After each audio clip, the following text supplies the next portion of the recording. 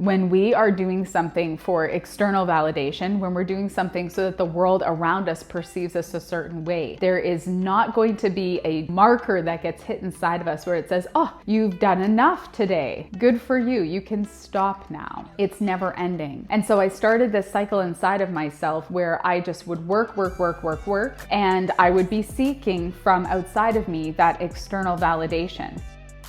Hi everybody, welcome back to She Rises. My name is Krista Vieira, and I'm talking to you a little bit today about the fear of failure and what is actually for me a fear of inadequacy.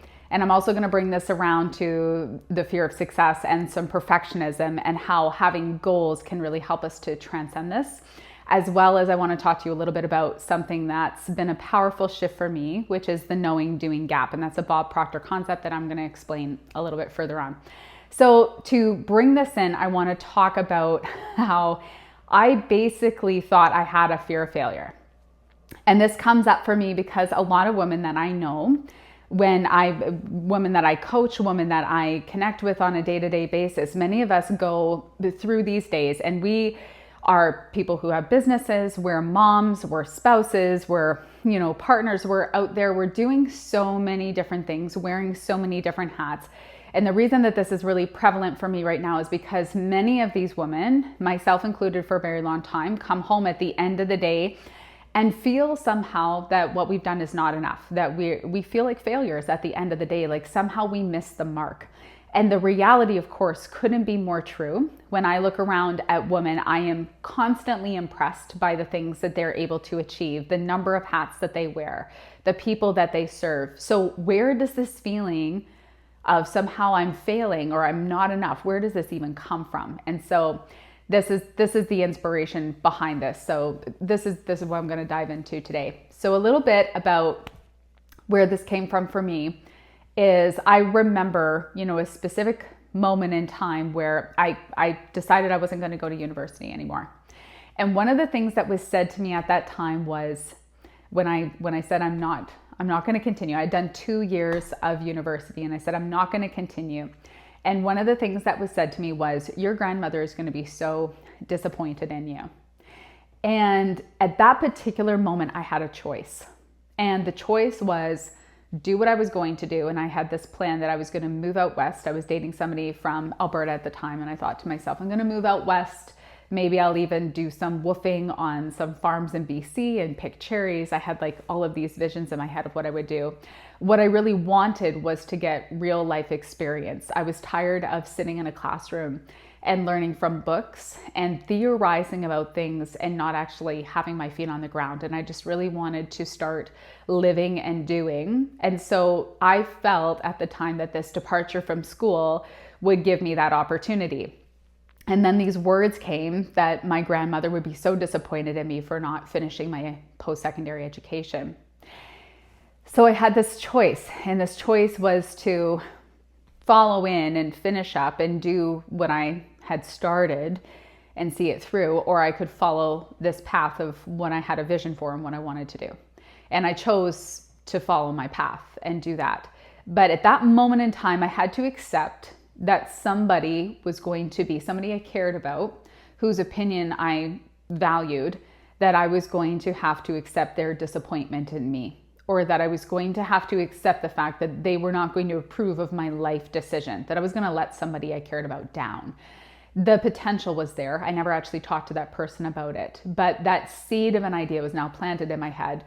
And I thought to myself, okay, like you are potentially here going to be perceived as a failure by that person because you didn't follow through on your education commitments. And there was this fork in the road that happened for me at that time. And I believe, like, even though I'd been a straight A student up until that point and had really appreciated, sending in tests and projects and getting good marks back, and I liked that validation. I think something kicked into high gear for me at this particular moment where I said to myself, and I said this subconsciously, I didn't know I was doing it at the time, but I said, if I work really, really hard, and if I just put a lot of effort out there, then I'm going to get that feedback back from life that what I'm doing matters and that what I'm doing has meaning. And so I just started to throw my energy and my effort into everything I did on a new level, and just kept putting and investing and putting more and more in there. The problem with this approach is that there's no measuring stick of enough. When we are doing something for external validation, when we're doing something so that the world around us perceives us a certain way, there is not going to be a marker that gets hit inside of us where it says, oh, you've done enough today. Good for you. You can stop now. It's never ending. And so I started this cycle inside of myself where I just would work. And I would be seeking from outside of me that external validation. And then I would get it. And somebody would say, hey, you did a really great job on that project. Or, if it was an assignment I had to do at work, or, put something together for somebody, they would say, oh, good job. What it reinforced for me, because I was working so hard at the time, was that my hard work and the extra hours I was putting in and all of this effort equated to my worthiness.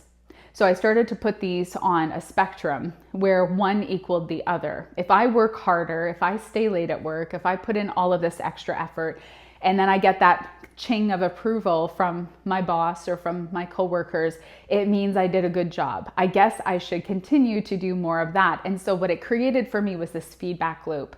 The feedback loop was a negative reinforcing loop, because it basically said, you have to work harder, you have to do more, you have to put extra effort in, and you'll get a payout at the end of it. You will get a reward at the end of it. And even though, I just want to say, for anybody who's a hard worker out there, good for you. Like, put the effort in, keep working hard. Don't lower your standards or lower your bar. Question how you get there. Question the method that you're using to get there. If your current way of doing things is requiring you to work extra hours, harder, if you're required to go over and above, and you think that someday you're going to get a point where that can end and you can continue to achieve the same results or higher, you're wrong. It won't happen that way. So if we don't like the process that we're living out to get to the results that we want, we have to question the process and ask, is there a better way? So I was burning myself out. The reason I'm bringing this up is because I was in a burnout mode. I was afraid of being perceived as not doing enough or not being good enough. So I was putting out all of this extra effort, to the point at which at some point in my early 20s, I remember there was a project that needed to be done at work.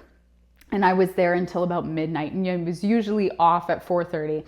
I worked until midnight. I got home, and my partner at the time said, what the heck are you, like, what is this? You're working until midnight. Like, this, to whom does this matter? If you can't get your job done within your job's time, there's something wrong with the allocation of work. There's not something wrong with you. There's something wrong with the allocation of time that you are putting towards this. Not enough time has been given in your work environment for you to be successful at this task. And for you to somehow equate not achieving that task or getting it done as you being a failure, that doesn't line up. So this was feeding this loop inside of me that was deeply embedded as this imposter syndrome, that somehow I wasn't qualified, wasn't good enough, and wasn't, somehow I was a fraud. So I had to overperform. I had to overdo things in order to be seen as worthy or valuable.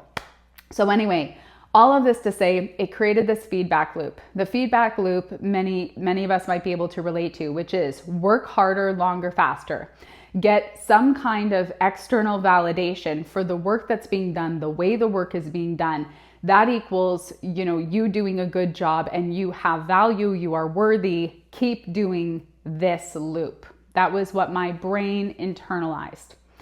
And so to go forward in time, when I started to look at that, I realized I actually don't have a fear of failure. Like, look at everything I've accomplished. Look at when I just looked at the work I was doing and the turnouts I was having, what I realized was that I didn't have a fear of failure. I was afraid that I was inadequate. I was afraid that I didn't have value, and I was overdoing things. I was compensating for this perceived lack of value by doing more. And what this was inevitably doing under the surface was it was creating inside of me this sense that I I was only going to be as good as what I could produce. But here's the kicker. The kicker is that I desperately wanted to be successful. I wanted to be successful in life. And I have 6 markers that I work with women, 6 pillars I call them, that really we work on all of them together, because it's not just enough to be successful in your health, for example. It's not just enough to have healthy body, healthy mind, healthy habits if your business is in the toilet, or if your relationships are not functioning well. Like, if we have an imbalanced sense of fulfillment, it's not fulfillment. It's an imbalanced feeling in life, where like some areas in life are good and some areas in life are feeling really crummy. That to me is not anybody's measurement of fulfillment and success. So I work with 6 pillars to bring that all together, and I'll tell you about that in a different episode. But essentially, what this did for me is it made me realize I also didn't have any goals. And if you look around at basically what it is, that you are aiming for in life right now, less than 3% of people actually have goals written down. So when we look at why it is that there is this deep feeling of scarcity in people's mindset, this feeling of I don't have enough, I'm not enough, which is something I struggled with. There isn't enough. All of this comes from the feeling that of scarcity, where there isn't enough. But we have this feeling when we go back to the back loop that I was just talking about. We have this feeling because we haven't defined what success is. I didn't know what I was working towards. I was trying to fill a hole every day. Every morning I woke up, the hole was empty again. And I had to work at filling it over and over and over again. Went to bed, woke up the next morning. Guess what? The hole has to be filled all over again. And this is like every single day. Some of you might be able to relate to this feeling that it just goes on and on and on. There was no marker of enough. There was no measurement for me of fulfillment. I didn't know what fulfillment looked like. And then a few years ago, I stumbled across Earl Nightingale's definition of success. And he says that success is the progressive realization of a worthy ideal. Now, a worthy ideal is something that gives you direction and purpose from within. It's something you are aiming for. And so what he would say is that even if your goal is to be a homemaker, or your worthy ideal is to be a bus driver, or it's to be a convenience store owner, or it's to be a multi-million-dollar CEO, regardless of what it is, you having something that gives you purpose, that gives you a direction in life, and that you are working towards in some way every single day, that's actually the definition of success. In my earlier years, in my 20s, I did not have that definition nor an understanding that helped me to achieve that. I was just waking up in the morning trying to fill this bucket all over again, and then wondering why I never felt like I was enough and never felt like what I was doing was enough. It's because I didn't have goals that were helping me to measure my movement forward or my fulfillment as it was happening. So the beautiful thing about knowing what success really is that we can start to curb our perfectionism by saying, hey, me showing up in service of my vision or in service of what I would love every day in some small way is a progressive realization of what it is that I know I would love to have. So if you have a goal, I just want to say having a goal means that you also have a direction. It doesn't mean that you have an end game per se, because once you hit the big goal that you might have, you will also then be setting a new goal for yourself. Like, we are progressive beings. As we get to the end of one thing, we can now see down the path and we say, there's something else down there that I want to aim towards or reach towards or live towards. But as we start to set goals for ourselves, it's because we have a vision or a direction that we want to head. There's something that we want to achieve or something that we want to move towards. There's something that's inspiring us, that's asking us to show up. And so basically having markers along the way or goals along the way that we're working towards, it gives us something to direct our energy into. And so I didn't have any written down goals at that time. I didn't have anything that was helping me to direct my energy. So essentially I was just waking up in the morning trying to fill that hole as best as I could. And even if I overfilled it one day, guess what happened the next morning? Right back down to zero. And maybe you can relate to this, where it feels like you're doing the same thing every day, but never really getting further ahead. So the difference between that And living in fulfillment or living in alignment is that when you have a goal or a purpose, when you know what you're about and you've set yourself some targets and you have a plan and you're moving towards those targets, you start to feel a different sense of fulfillment because now you have an aim. Now you have something that is drawing you forward, drawing your energy forward. And so this now also becomes a little bit more of an inward journey rather than an outward one. So on the outward journey, we're seeking that fulfillment from people, or we're seeking that validation from people outside of us. When somebody says, you did a great job, we say, thank you. Okay, keep doing that. And then we go back to the drawing board. But when we don't hear that from the outside and don't need that from the outside, like words of affirmation are great. However, if that becomes something that we rely on in order to keep taking action, we're going to find ourselves struggling just the way that I did when that validation isn't coming. Also, we start to rely on other people's vision of what is good or what is valuable to determine what it is that we think we should be doing. So here's where I want to go into the knowing doing gap. Assume that you have a goal right now, or assume that you have something that you are putting your energy toward. Assume that there is something that inspires you, lights you up. And just as a side note, if you don't have something like that right now, I really encourage you to go into the link in the comments or in the section that's attached to this episode and get yourself the vision worksheet so that you can set this down and take a few minutes for yourself. Most people spend more time actually, planning a party or planning, to go on vacation than they actually do figuring out what they want to do with their lives. And so this is, 30 minutes that is going to change the directionlessness that some of you might be feeling to actually feeling like you have a purpose and you have something that is inspiring you to move forward. Anyway, that's a total segue. What I really want to say is that if you are not yet feeling like you have a purpose or direction or vision in life, having one, or taking time to ask yourself, what would that look like? Like, what do I really want in my life? What do I really feel that I'm about? That can give you so much clarity. And so that's something that's really helped me. So what we want in this essence is to say, okay, if I know where I'm going, or if I have an aim, if I have something that's inspiring me, I no longer need, and I'm just jumping a little bit forward here. There's a lot of steps that go from where I was to this point, but this is basically the other side of it. So I'm just skipping forward a bit, where we say, okay, what would I really love to be living my life as every single day? The beauty of this is that it stops becoming something that we seek anything outside of us for approval. We're no longer looking at the world outside of us and saying that it needs to show up a certain way. We're no longer looking at the people outside of us and looking to them for approval or validation on who and what we are. It becomes an irrelevant point where we start to get very interested in this progressive realization of what it is that we would truly love, of the thing that lights us up, of this thing that pulls us forward.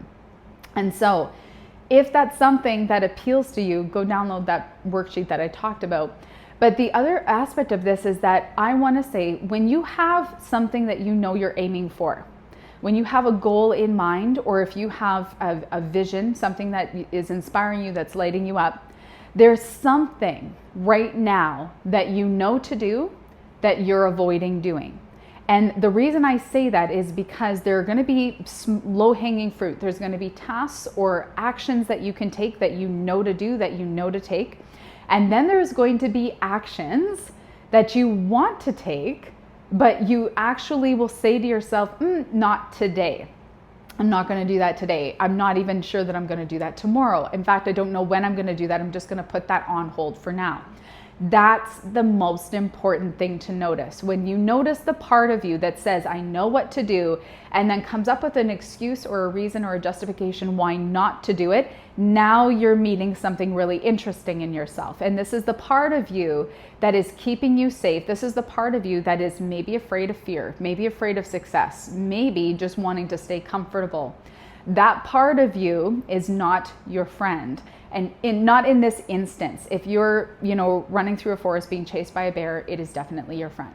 In this instance, however, there is no bear. The limitation is purely in your mind. And because of that, the solution is also purely in your decision to continue to aim for what it is that was drawing your attention when you set that goal, when you wrote that vision.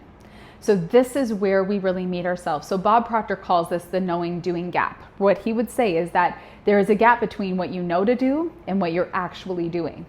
And what you want to do in order to not create forward momentum, even though you could term it that way, but to actually live into the fulfillment and embodiment of who you know yourself to be in alignment, is for you to take that step, for you to close the gap between what you know to do and what you're doing, and to bridge them together today. And so the knowing doing gap is how we cross over from what we think that we want, what we would love to be, and the feeling of separation between ourselves and that goal, that worthy ideal that's out there, and the embodiment piece, which is that when I take that action, when I live into that in this moment, I now am becoming the person who is in that alignment. I am becoming the person who is worthy. I am becoming the person who is not afraid of failure or success, but is living into my highest potential. I am becoming that person. I'm choosing to be them. That is a very different premise to be living from. So just to sum this all up, essentially we're talking about the fear of failure, fear of success, and how fear of failure is really the fear of inadequacy. And how when we start to move into the knowing doing gap and we set goals for ourselves and a clear vision, we can move from thinking about where we want to be and what we want to do to actually being it and doing it. When we do that, we get a deep sense of fulfillment, and that deep sense of fulfillment is actually the piece that we're looking for. It is the nectar, my friends. It is that quintessential coming together of all things. So I just wanted to highlight that for you today. I hope that you enjoyed this episode. Feel free to share this with friends. Like it if you want to do something that will really help us out. Leave us a review. Let people know that this is out here so that they too can benefit from this. All right, much love to you. See you soon.